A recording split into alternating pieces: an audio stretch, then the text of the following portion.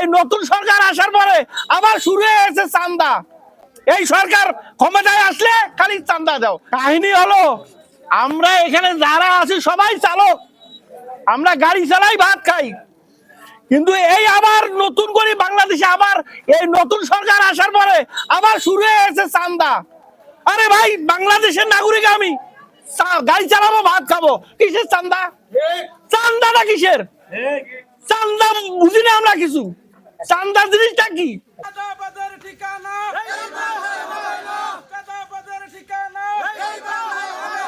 চালক আমি, আমার ড্রাইভিং লাইসেন্স আছে, শ্রমিকের কার্ডের দরকার, কার্ডও আছে আমার কাছে।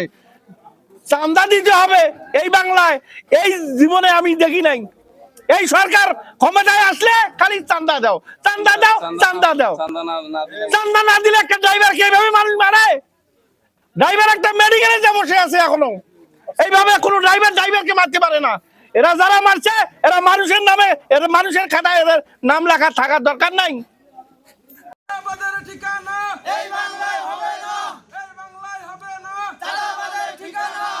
সাধারণ চালক, আমরা নিম্ন আয় করি, এই সারাদিন মনে করেন গাড়ি চালাই, আমরা ওখানে 1000 টাকা সর্বোচ্চ বেতন পাই। এখন এই কার্ডটা করতে নাকি 2000-2500, আবার কেউ কেউ বলে 4000 টাকাও লাগবে। এই টাকাটা কিসের? এটা কিসের এত টাকা লাগবে?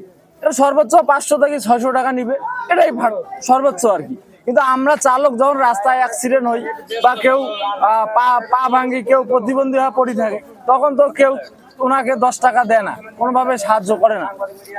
স্থানীয় জনে এক ড্রাইভারকে বেধড়ক মারার কারণে এই রাস্তা অবরোধ করছে।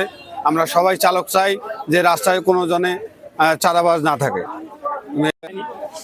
আমি একজন চালক ড্রাইভার, তা এই রাস্তায় গাড়ি চালাতে গেলে আমাদের সবসময় জন্য চাঁদা দিতে হয়। এই চাঁদা না দিলে আমাদেরকে এভাবে মারধর করতে হয়। আমরা চাঁদাবাজের অনেক শিকার হয়ে গেছি।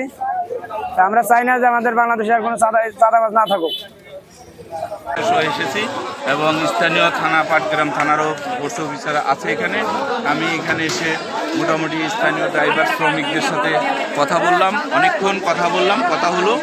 তাতে তারা মোটামুটি তাদেরকে আমি সকল আশ্বাসই দিচ্ছি যে গত পরশুদিন যে মারামারির ঘটনায় হাতীবান্ধা থানায় মামলা হবে, আসামি ধরা হবে এবং শ্রমিকদের যে কার্ড দেওয়া নেওয়া নিয়ে যে টাকা নেওয়া, এই বিষয়ে আমার যেহেতু এটা শ্রমিকদের বিষয়, তবু আমি এটার মধ্যেও বলেছি যে শ্রমিক নেতাদের সাথে আমি কথা বলবো এবং এই বিষয়ে কোনো ধরনের টাকা নেওয়া বা কোনো কার্ড দেওয়ার বিষয়টা পরবর্তীতে এই ঝামেলার, এই সমস্যার সমাধান না হওয়া পর্যন্ত এই কোনো ধরনের কোনো কার্ড দেওয়া হবে না, নেওয়া হবে না, কোনো টাকাও দেওয়া হবে না শ্রমিক অফিসে।